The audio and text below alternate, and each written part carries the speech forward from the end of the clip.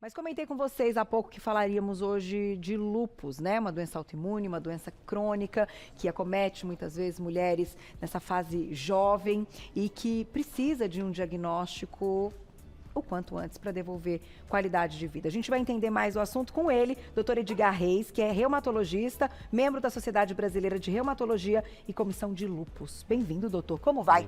Tudo bem? Tudo bem, obrigado, Carol, Prazer pelo em convite. recebê-lo. Prazer é meu, imagino. É sempre muito importante falar de doenças autoimunes e quando a gente fala aí até do lúpus, com o material que eu recebi, o número, enfim, de pacientes, né, diagnosticados é até maior do que a gente imagina, Isso. né? É isso mesmo, Carol, assim, pra você ter uma ideia, olha só, a gente tem uma estimativa nacional que existam aproximadamente 150 mil a 300 mil pessoas com lúpus vivendo no país.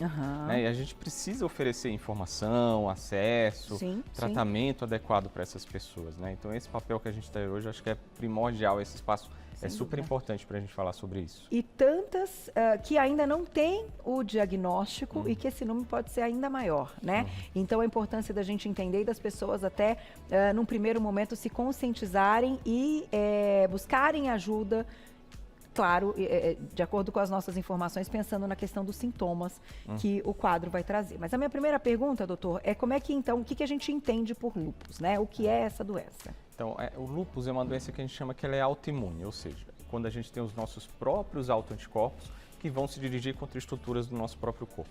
Para que é feito o nosso sistema imune? É feito para se defender, para defender a gente, né? Então, quando a gente tem uma infecção, seja uma bactéria, um vírus, um micro-organismo qualquer, o nosso sistema imune, ele começa a ser ativado e ele vai proteger a gente dessa infecção. Ele vai levar uma resposta de defesa da gente. Na doença autoimune, esse sistema imune está um pouco desregulado, é o que a gente chama de imunodesregulação.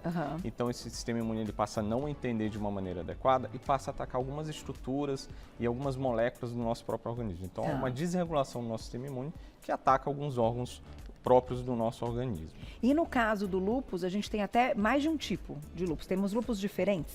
Isso, o lúpus ele pode ser classificado como o que a gente chama de lúpus eritematoso sistêmico, que a gente pode acometer diversos órgãos e sistemas do nosso organismo, ou a gente pode ter o lúpus que ele é exclusivamente da pele. Então é o lúpus cutâneo exclusivo. Mas isso não quer dizer que o lúpus sistêmico não acometa a pele, pelo contrário, no lúpus sistêmico a gente tem a pele como um dos órgãos mais comumente acometidos também. E o que é mais comum, dá para dizer, doutor? O lúpus sistêmico, ele é mais comum do que o lúpus cutâneo isolado. E isso é muito interessante, Carol, assim, porque se você tem só o lúpus cutâneo isolado, você pode ficar só com essa forma isolada e não evoluir obrigatoriamente para o sistêmico também, né? Certo. Mas é importante que a gente fique atento para os sinais e sintomas que a gente apresenta no dia a dia e numa consulta médica, conversar com o médico para ver se há esse risco maior ou não de desenvolvimento para a forma sistêmica da doença.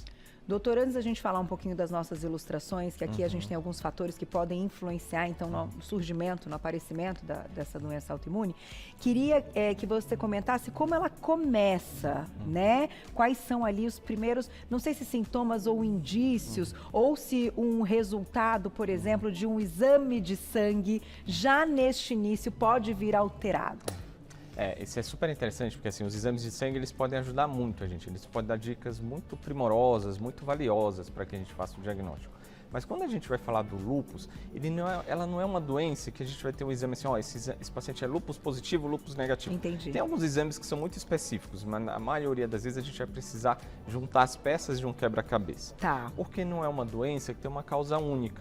Então imagina só como se fosse um copo de água que a gente vai enchendo aos pouquinhos até que ele transborde eventualmente. Entendi. Né? Então existe uma junção de fatores genéticos, fatores ambientais, fatores eventualmente hormonais, e fatores do próprio sistema imune de cada pessoa. Todos nós, Carol, todos nós nascemos, né, com uma predisposição para algumas doenças, né? Por exemplo, existem predisposições que são bem conhecidas geneticamente para o câncer de mama, para o câncer de próstata, né? Para as doenças autoimunes, existem alguns genes que conferem maior risco para o desenvolvimento dessas doenças. Mas não é como um câncer de mama que esse gene é 8 ou 80, né? Você tem um gene, obrigatoriamente você vai ter a doença. Na grande maioria das vezes, não. A gente precisa de fatores ambientais que vão favorecer a expressão desse gene. Então, é como se fosse assim, aos pouquinhos esse copo de água vai enchendo. O que no ambiente? Bom, a gente acabou de falar da exposição solar, né? O sol está chegando, né? Todos nós deveríamos usar protetor solar todos os dias. Protege de rugas, protege do câncer de pele, né? E quando a gente está falando do lúpus, a proteção para a exposição solar também é muito importante. A radiação ultravioleta que a gente tem no sol, mas que também a gente tem nessas lâmpadas, né? Lâmpadas amarelas, as lâmpadas brancas também, elas fazem com que lesem as células da pele e aquelas substâncias que estão dentro da célula, elas fiquem expostas. Isso faz uma ativação do sistema imune para aquelas pessoas que já são geneticamente predispostas ou que já tem alguma alteração, uma desregulação no sistema imune. Entendi, mas sempre vai ter um gatilho, doutor? Às vezes esse gatilho é de fácil identificação, mas muitas vezes não, né? Então, por exemplo, o que faz às vezes o nosso sistema imune trabalhar muito? Infecções. Às vezes a gente está super bem, está tudo bem, mas a gente tem uma infecção e essa infecção ativa o nosso sistema imune. O que acontece? Se o sistema imune está um pouco desregulado, ele vai ser ativado para o lado também um pouco mais desregulado. Entendi. Né? Então, quem tem infecções com frequência podem, em algum momento, ter chance de desenvolver especialmente mais na presença de fatores genéticos, né, ou de fatores de autoimunidade, né, que já são próprios da pessoa, né, que o sistema imune já está um pouquinho desregulado. Entendi. É como se a gente tivesse um sistema de auditoria já um pouco mais falho. Né? É como se fosse aquela receita federal que está lá. Você quer passar para lá, daqui você não passa. Nosso sistema imune ele é inteligente, ele não deixa passar algumas células que não deveriam passar, mas às vezes dá uma escapadinha, né? Nessa escapadinha pode acontecer o desenvolvimento da doença. É por isso, por exemplo, né, Carol, que é uma doença que é mais comum em mulheres e mulheres mais jovens, porque às vezes fatores hormonais também estão associados ao desenvolvimento da doença. Entendi. Principalmente o estrogênio, né, que é o hormônio feminino. Então é uma doença que é muito mais comum em mulheres jovens, dos 15 anos até os 45 anos. O que acontece próximo dos 15 anos? A menarca, né? A primeira menstruação. Né? O que acontece próximo lá dos 45 anos? A menopausa. A menopausa, que é onde a gente tem um pico de estrogênio e depois uma falta desse estrogênio. Isso não quer dizer que ela não aconteça antes dos 15 anos ou depois dos 45 anos, mas ela é muito mais frequente dentro dessa faixa etária, porque o hormônio também pode influenciar muito no desenvolvimento da doença. Inclusive, doutor, pós-gestação, enfim, que também tem picos hormonais, a mudança, né, bem grande, né? Isso. Nossa, esse ponto é super relevante, Carol, sabe por quê? Porque o que a gente imagina que passa na nossa cabeça entre os 15 e os 45 anos de idade? A gente quer estudar, muitos de nós quer constituir uma família, alguns de nós quer ter filhos, né? Então é muito importante que a gente passe essa mensagem. Quem tem lúpus não precisa parar os seus planos de vida, mas precisa planejar, né? Fazer um planejamento. Por ser uma doença crônica, a gravidez é uma situação que a gente tem que ter um pouquinho de cuidado na doença justamente por esses fatores hormonais que podem influenciar na atividade da doença. E o período pós-parto também, né, como você comentou. Então, é possível sim que a pessoa com lúpus tenha uma gestação, que corra tudo bem durante a gestação, mas existem alguns cuidados que você pode planejar e conversar com o seu médico para que essa gestação aconteça de uma maneira muito saudável, muito salutar, que corra tudo bem durante esse momento. É bacana poder dizer isso, né, doutor? Que, enfim, há a possibilidade, né, não vai ser um empecilho desde que tenha um cuidado um pouco maior. Vamos aproveitar e mostrar, já tem perguntinha, né, Glaucia? Eu queria só mostrar o nosso bonequinho, porque a gente tem uma ilustração aqui, doutor, muito interessante, para falar desses órgãos e dos locais, então, que podem ser mais acometidos. Né, quando eu te perguntei até como ela inicia, o paciente logo no início já tem algum tipo de dor, tem uma certa fraqueza, aquela questão ali até das juntas mesmo, né, das articulações. Quais são os principais sinais de alerta, né, que a gente tem? Quando a gente fala do lúpus sistêmico, dois órgãos são os mais comumente, os mais frequentemente acometidos, a pele e as articulações. Quando a gente fala da pele, a gente está falando muito da exposição solar, que pode gerar lesões avermelhadas, que formam, às vezes, eventualmente, um pouco de feridas na pele. E uma das regiões mais comuns de se formar essa ferida é nessa região aqui da bochecha, que a gente chama de região malar. Aquela área onde se passa, às vezes, a base da maquiagem, né? Aquele blush da maquiagem, e costuma ficar mais vermelhinha com a exposição solar. E às vezes pode coçar, pode arder, pode criar um pouquinho de feridinha, dependendo do tipo de lesão que se vai ter. Essas lesões de pele, elas são muito mais comuns nas áreas fotoexpostas, então podem aparecer também no colo, nos braços, nos membros, né? Então é importante que a gente fique atento para os sintomas de pele, principalmente. É feridinha ou é uma vermelhidão? Vermelhidão. Vermelhidão é muito mais comum. Dependendo do tipo de lesão, pode evoluir, às vezes, para alguma lesão um pouco mais crostosa, né, com casquinha, com descamação. mas é muito mais como uma vermelhidão. Coça, tem algum... Pode coçar, pode arder, pode incomodar. É uma lesão que, dependendo do tipo de lesão, pode gerar incômodo. Inclusive no cabelo ou inclusive mesmo na própria orelha, orelha externa que a gente tem, e ficar atento para esses locais também que podem aparecer esse tipo de lesão. E na questão dos órgãos, doutor, nesse material veio uma questão também, falando da parte renal do paciente, que é algo que também tem que ter um alerta um pouco a mais, é verdade? Isso é super verdade, sabe? Porque a pele é muito visível, né? A gente vê o que está acontecendo, né? E incomoda muito. Apesar de, na maioria das vezes, responder muito bem ao tratamento, né? Mas é uma coisa que pode trazer um incômodo muito grande, porque é aquilo que todo mundo vê. A dor nas articulações também traz muito incômodo. Aquela dor que piora de manhã, que incomoda, que impede você de fazer as suas atividades do dia a dia, atividades profissionais, atividades com a família, né, sociais também. Então isso traz muito incômodo. Mas os rins, ele pode ser silencioso, né? E por que ele pode ser silencioso? Porque muitas vezes não traz os sintomas. E aí a gente tem que ter cuidado, porque pode aparecer de uma maneira mais tardia. Aquele paciente que às vezes tem uma urina que espuma mais do que é habitual, ou que começa a perceber, por exemplo, que está diminuindo o volume e a quantidade de urina. Tá. E não vai ter dor, não existe a dor nos rins. Entendi, poxa vida. Então, um simples exame de urina, durante um exame de check-up, durante uma queixa que a gente fala, aquele exame de urina que a gente colhe o potinho da manhã, ele já diz muita coisa pra gente, traz muita informação sobre isso. Tá certo. Eu vou colocar a perguntinha do público, doutor, pra gente falar então como a gente fecha o diagnóstico e do tratamento. Quem escreveu pra gente na tela, olha lá. Obrigada, Rose, um beijo. No meu exame de sangue, deu que eu tenho lúpus, mas a doença não se manifestou. Poderia me explicar sobre esse caso? Que interessante, Rose. Super interessante, Carol. Sabe por quê? Porque muitas vezes a gente tem alguns exames, alguns anticorpos que eles podem ser detectados no sangue, e a gente pode ter duas situações. Você não vai ter nenhuma doença autoimune que vai se desenvolver ao longo do tempo, ou eventualmente isso pode ser só mesmo um anticorpo que está precedendo a clínica do paciente. Então, sabe uma coisa que eu acho que é muito importante para a gente responder para a Rose? Tem um exame que chama FAN, que chama fator antinúcleo. E a presença desse FAN não obrigatoriamente quer dizer que você tenha lúpus ou vai desenvolver lúpus. Você tem uma ideia, de 12% a 22% da população no Brasil, em estudos comprovados na nossa população, eles têm um FAN positivo. A gente está falando de uma conta de padaria, aproximadamente de 20 a 40 milhões de pessoas que têm FAN positivo. Só que nem todas elas vão desenvolver lúpus. Uma minoria vai desenvolver o lúpus. Então, por isso que a gente fala assim, o FAN é um exame que ele ajuda no diagnóstico de doenças autoimunes, mas ele não é exclusivo de doenças autoimunes. Entendi. Inclusive, pessoas sadias que não têm nenhuma doença podem ter o FAN positivo. Então, Rose, é muito importante que você converse com o seu médico, procure um reumatologista, tire as suas dúvidas, seja examinada, e aí sim a gente pode ter certeza se é ou se não é lúpus, ou se você só tem um anticorpo que está passeando por ali e não vai trazer problema nenhum para você no futuro. E como hoje fecha-se o diagnóstico, doutor? O diagnóstico é muito importante. Primeira coisa, conversar com o paciente, tentar trazer aquelas queixas que sejam importantes. Tudo aquilo que você está sentindo é extremamente relevante para o diagnóstico do lúpus. Essas lesões de pele, alterações nas articulações, alterações cardíacas ou pulmonares, e a gente vai juntar, às vezes, com os exames complementares. Exames de sangue, exame de urina, e eventualmente, em alguns casos muito específicos, a gente precisa de uma biópsia de algum órgão para fazer o diagnóstico.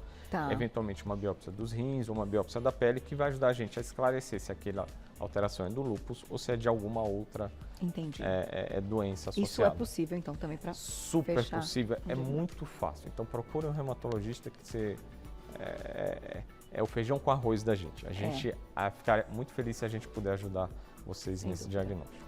Tem mais perguntinha, olha lá quem escreveu pra gente na tela.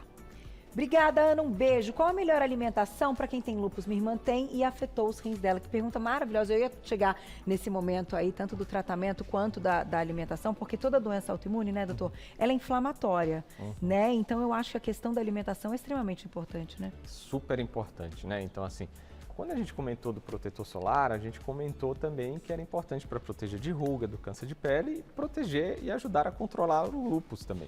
Quando a gente fala de dieta, né, Carol, é a mesma coisa, né? Uma dieta saudável é super importante para que a gente mantenha a nossa saúde em dia. Para quem tem doenças crônicas, que eventualmente hipertensão, diabetes ou próprias doenças autoimunes inflamatórias, é importante que você tenha uma dieta adequada e balanceada. Não existe uma dieta específica para o lúpus, né? Então, assim, vamos fazer isso, mas é importante que a gente respeite as intolerâncias de cada um. Quem tem intolerância à lactose, vai evitar a lactose, intolerância a glúten, evita o glúten. Quem tem lúpus tem que ter cuidado com os níveis de colesterol, com os níveis de glicemia, que é o açúcar no sangue. Então, ter uma dieta adequada e balanceada é muito importante. Para quem tem alguns problemas nos rins, se esse rim deixou de funcionar de uma maneira um pouquinho mais adequada, aí é importante que a gente tenha uns cuidados específicos para a saúde dos rins, né? Com uma dieta balanceada em proteínas, nutrientes, para que fique super adequado. Sódio, né, super importante, Carol. Mas essa questão do tratamento e até hoje da medicação, enfim, do controle do quadro, né, da doença, também é importante para não deixar evoluir esse alerta dos rins? Super importante. Por que isso é importante, Carol? O lúpus é uma doença crônica que ela se caracteriza assim, por períodos em que a doença fica mais ativa e períodos que a doença fica mais em remissão. Então a gente pode ter um paciente que às vezes está em remissão por anos e anos e anos e fica assim por muito tempo, desde que acompanhe, tenha um tratamento adequado. Mas às vezes tem aquele paciente que tem uma doença um pouquinho mais difícil de controlar. A doença entre atividade, volta à atividade, entre atividade e volta à atividade. O que é muito importante? Manter a doença controlada. Quanto mais atividade a gente tem, menos risco a gente tem de ter dano secundário à doença. É como a pressão alta ou como o diabetes, né? Se a gente controla a pressão e não tem picos de pressão, é muito melhor. Se a gente tem um diabetes super controlado, é muito melhor. E os medicamentos, eles trazem esse benefício pra gente, é possível. Sabe um remédio que a gente usa desde 1956, que é super importante para o controle do lúpus? A hidroxicloroquina. É verdade. Mais de 50 anos, com muita segurança, muita eficácia e diversos benefícios no tratamento do lúpus, né? E doutor, mas mesmo que o paciente entre em remissão, né, falando da questão até bem específica do lúpus, o medicamento, né, esse controle tem que continuar ou tem pacientes que conseguem um período ou, enfim, depois, se entram em remissão para o resto da vida, ficarem sem o tratamento? É possível que fique sem um tratamento, né? Mas na maioria dos pacientes vai precisar de um acompanhamento regular, né? Para observar como que é o comportamento da doença, né? Tem uma doença crônica que não tem cura, mas que tem um controle muito adequado desde que se faça o tratamento adequado, né? Então é super importante que esse acompanhamento seja regular. É possível em alguns momentos que você fique sem a medicação, mas, por exemplo, a hidroxicloroquina é uma medicação com poucos efeitos colaterais que a gente tende a manter por um maior tempo possível, porque ela diminui a chance da doença entrar em atividade, né? O uso do protetor solar a gente vai manter para sempre, porque ele também diminui a chance da doença entrar em atividade. E até diminuir a exposição solar também? Muito importante, né? Porque, e quando a gente fala de diminuir a exposição solar, a gente está falando não só do protetor solar, mas usar roupas adequadas, né? Roupas UV, eventualmente, chapéu, boné, guarda-sol, evitar aqueles horários de pico, né, de sol entre 10 horas da manhã e 4 da tarde, ou entre 9 da manhã e 3 da tarde, dependendo da região em que você mora também. Então são super importantes também. Tá aí. Tem mais perguntinha, né, Gláucia? Quem escreveu pra gente, vamos lá. Valéria, obrigada, um beijo. É verdade, quem tem lúpus não pode frequentar praia? Então é essa questão aí, né, doutor? Olha só, Valéria, que interessante, né? Frequentar a praia até você pode, o que tem que ter cuidado é com a exposição solar. É difícil, né, você ir para a praia, não tem nada, né? Então, assim, é muito importante que você evite os períodos de pico de sol sem proteção solar, né? Então, usar fator de proteção solar, a gente fala pelo menos o fator 30, pelo menos 15 a 30 minutos antes da exposição. Tem aquela regrinha dos 3 dedos que você passa na pele aqui, passa na pele aqui, né, pra gente passar. Chapéu, boné. Roupas UV, de proteção UV. Isso não vale, né, só para praia, isso vale para o dia a dia, né? Então, tem que ter muito cuidado realmente com a exposição solar nesses casos. Doutor, tem muita pergunta, mas eu não posso deixar de perguntar da prática da atividade física. Agora você me deixou super feliz, mais ainda do que eu já estava. Sabe por quê? Eu trabalhei muito tempo com exercício físico no lúpus, no meu doutorado. Que legal. Foi super legal e já tem vários estudos do Brasil, da nossa universidade, de outras universidades também, e que eles demonstraram que o exercício físico é seguro para a prática do paciente com lúpus. Então, as pessoas com lúpus podem praticar exercício físico, traz múltiplos benefícios. Quem faz exercício físico dorme melhor, come melhor, sociabiliza mais, tem menos depressão, menos ansiedade e não piora a atividade da doença e ainda melhora todos os fatores de risco cardiovasculares, pressão, diabetes, coração, pulmão. Qualquer atividade física. E aí a gente entra num ponto que é bem legal. respeitar, individualizar, né? Então, lógico, dependendo do momento que você pode estar passando pela doença, se uma doença está muito ativa, a gente pode personalizar aquela atividade física para você, né? Se está com dor nas juntas, nas articulações, então vamos adaptar o exercício para que você possa praticar o exercício. Se precisar de um período um pouquinho mais calmo, tudo bem, depois volta, mas não deixar de fazer exercício físico, porque os benefícios são múltiplos. Tá certo, doutor. Eu ouvi que natação, assim, exercícios, né, na piscina, aquáticos e tal, são interessantes porque não tem o impacto, né, tem toda uma questão aí que pode ser benéfica também, né? E eles são muito úteis também nessa fase de adaptação. Às vezes você está com mais dor articular, tem menos impacto articular, né? Você precisa fazer, traz um benefício aeróbico interessante, cardíaco e pulmonar também, né? Só não pode ser no sol. É isso, tem que ser piscina coberta. Na piscina coberta. Dá tempo de mais perguntinha. Quem escreveu pra gente? Karen, obrigada, um beijo. Existem fatores ambientais ou emocionais que podem desencadear o lúpus? Karen, os fatores ambientais são um pouco daqueles que a gente comentou, né? Radiação ultravioleta, algumas medicações podem induzir o lúpus, especialmente de pele também, fatores hormonais, as infecções que a gente tem ao longo da vida, são alguns ambientais. Os emocionais, a gente não pode dissociar nunca o corpo da mente, da alma, do coração, né? A gente é um só. É verdade. Né? Então, quando a gente está estressado, está emocionalmente, a gente dorme pior, a gente come pior. Então, isso muda a nossa liberação hormonal, liberação de neurotransmissores, isso tem influência sobre o sistema imune também. Lógico que isso não é verdade para todo mundo, né? Tem pessoas que têm doenças em períodos ótimos das suas vidas, né? Sem dúvida. Então, a gente não pode culpar a gente mesmo pela doença, de jeito nenhum. Mas eles têm uma influência, sim, para algumas pessoas, então é importante que a cabeça esteja boa para que o corpo esteja bem também. Tá certo. Tem mais? Dá tempo, olha lá. Obrigada, Alô, um beijo. A mulher com lúpus pode ter filho? Então o doutor comentou, vamos falar de novo, doutor. Luísa, isso também é interessante, sabe? Assim, pode ter filho sim. Esquece aquilo que se falava antes, que quem tem lúpus não pode ter filho de jeito nenhum. Então existem algumas condições que são raras exceções no lúpus, que você não pode ou não deve engravidar, algumas situações pulmonares, cardíacas e renais um pouco mais específicas, mas na grande maioria das vezes é possível sim. Então é importante que você converse com o seu médico, viu, Luísa? Para que tenha esse planejamento adequado, tenha uma gravidez tranquila, é possível desde que você faça o tratamento de maneira adequada e faça um acompanhamento adequado também.